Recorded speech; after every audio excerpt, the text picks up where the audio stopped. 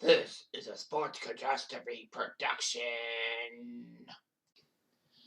Hey there, hello there. It's Jeff Carter and welcome you to another Sports Catastrophe on this day. And a reminder, there is no birthday boy / girl today for December 24th. But December 24th, 1982, almost 4 decades ago, one of the greatest upsets in NCAA history had happened. It was the number 1 team in the country, Virginia, against the Chaminade Silver Swords, who were a member of the NAIA, which is basically a group of universities playing basketball below IA level. Well, Division I level has over 300 teams in basketball and only like 130 something in football. But anyway, Chaminade is not really a big school and all that. But Chaminade got to face off against Virginia in a big game. Virginia had Ralph Sampson and Rick Carlisle and looked good. They actually beat Georgetown and Houston within the season. So obviously, with those two schools being tough schools, and Georgetown being the defending runner-up in the NCAA to North Carolina, won Michael Jordan, and Houston, also being a decent team. People packed the Blaisdell Arena, 3,500 fans. Got to see Virginia take on the Chaminade team, this weird team. It was a 77-72 game.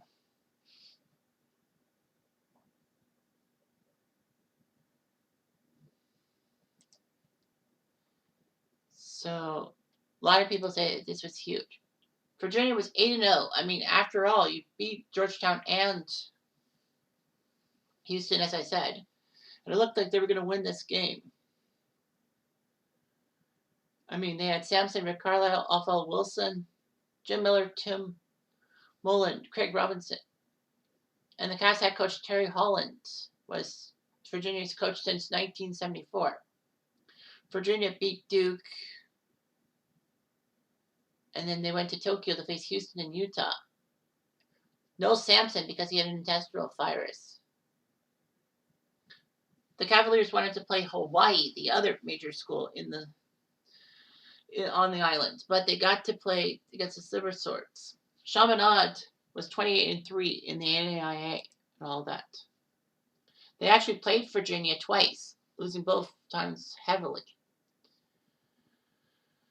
Chaminade's head coach, Murph Lopes, was with the team since 1977.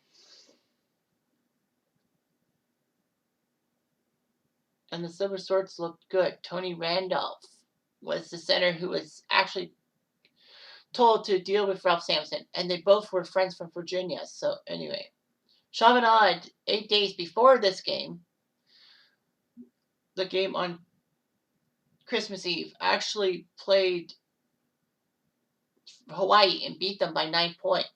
The worst part was that Chaminade then lost to Wayland Baptist. And they were 4th in the NAIA. So anyway, the game was played at Honolulu's International Center with over 3,300 people. A lot of people said it was at Chaminade Stadium. But anyway, Chaminade can't control the tempo of the game.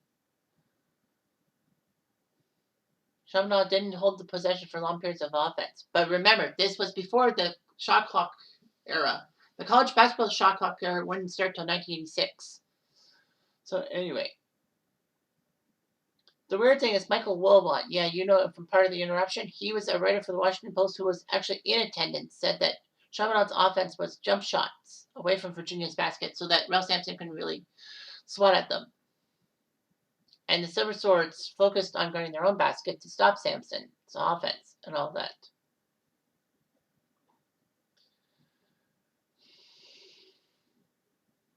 It was a huge thing. In the first half, it was 43-all between the Cavs and the Silver Swords, which was shocking because the last 2 times Virginia played Chaminade, they were crushing them. Anyway, it was a tie game. The game was really back and forth. Chaminade had a 74-72 lead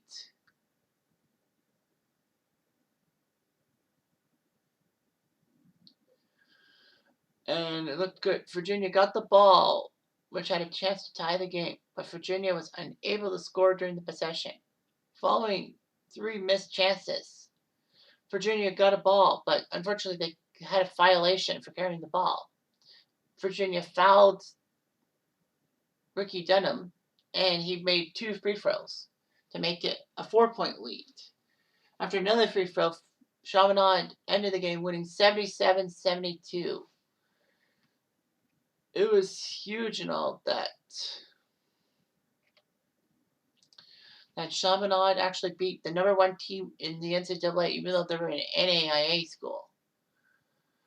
And Randolph did his job. He got 19 points to lead the team in points. And Dunham had 17. But he ruined Sampson's chances. Sampson only scored 12 points in 38 minutes. He got 17 rebounds. Carlisle and Mullen both didn't do so well.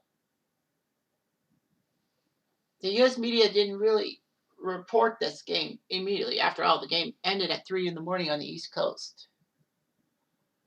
And the only sports writer who was not based in Hawaii was Will Bond, who actually was supposed to cover the Aloha Bowl the next day between Maryland, the University of Maryland. He made a side trip to the Virginia Chaminade game, and the game was not televised and all of that. So, anyway, as it was actually said on SportsCenter, Chris Berman and Tom East were supposed to conclude a telecast at SportsCenter on ESPN, but got the Wire report, and Berman said that we can't tell you what happened, but the number 1 team in college basketball has lost to. We don't even know who they are. But furthermore, this upset would probably be less hailed if it weren't for one main news anchor. The name, Tom Brokaw. If it wasn't for Tom Brokaw actually doing a news piece on the Chaminade's win over Virginia, then I think the American public would not have known as much. But yeah, it was nice to see it's on YouTube, Brokaw's piece on the Chaminade Virginia game. And, they interviewed some students from the university, and, they talked about it, showed some footage. The game wasn't televised, of course, but what can you do? So a lot of people said this was the greatest upset in college basketball history. And there were rumors that Chaminade was going to be called the University of Honolulu, but they decided to keep their name. They were actually number 1 in the NAIA rankings. They got to the semifinals of the NAIA tournament, but lost to Charleston. Virginia obviously was knocked out of number 1 in the AP poll because of this loss. They were 29-5 at the end of the season. They were a 1 seed in the 83 tournament, but they got shocked by the North Carolina State Wolfpack for the second time in a month. The Cavaliers. Here's why. Because NC State needed to win the ACC title to get a chance into the not the 64-team tournament, but it was less than 64 teams. I don't know how many teams. 58, I think. Yeah, NC State needed a win in that game against Virginia to get into the tournament. And they won the ACC title again. And then Virginia shockingly lost to North Carolina State again in the quarterfinals. NC State would win the title, obviously, because of the Cinderella team. Virginia would not have the number 1 ranking in the AP poll until 2018. That was the season in which they got taken out by the 16th seed, University of Maryland, Baltimore County, or UMBC for short. UMBC not only beat Virginia, they spanked them by 20 points. Chaminade would actually win further games against Division I teams in future seasons. They actually beat Louisville, who were a decent team, in 83 and 84 a couple of times, showing that it was not a fluke. And 3 days after that game against Louisville, they actually beat SMU on a buzzer-beating shot. In fact, Chaminade's victory is why we kind of have the Maui Invitational Tournament, in which there's 8 teams competing and all that. Chaminade, unfortunately, has not really done well in that tournament as a whole. Like, they beat Texas one time, but other than that, they haven't really done too much. But, you can't deny the fact that they pulled off a magic upset. And thank you, Tom Brokaw, for reporting on it, because we would not know much about things. with Chaminade. Anyway, I'm Jeff Diamond. I do.